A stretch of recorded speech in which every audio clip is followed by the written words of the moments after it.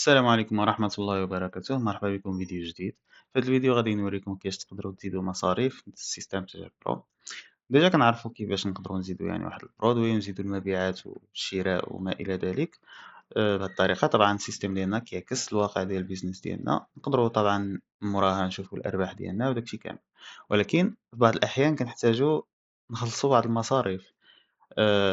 أمثلة على ذلك هو أنه كتشري يعني البلا لي ساشي للكليون، يعني لي صاك اللي كتعطيه السلعة فيها للكليان. بالنسبة لي زامبريمون كتشري لهم يعني الوراق ديالهم فاش كطبع.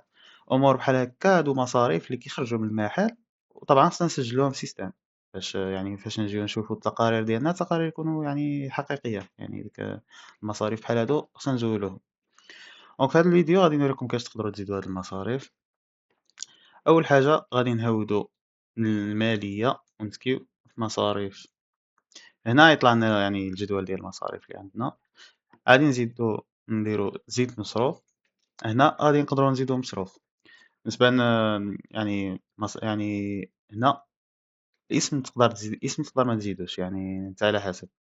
دونك إلا بغيتي تزيد الاسم باش تقدر تعرف دايش هاد المصروف تقدر تزيدو، سينو إلا كنتي يعني مزروب بغيتي عاد تزيد شي حاجة خلصتيها دغيا تقدر تخليها خاوي. دونك أنا غندير بابي بور إمبريمي.